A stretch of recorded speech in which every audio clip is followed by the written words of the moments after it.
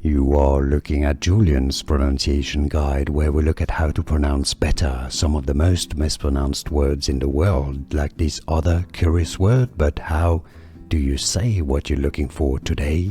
We are looking at how to pronounce this name. How do you say it correctly? The pronunciation of, in British English, it is said as glomerulonephritis.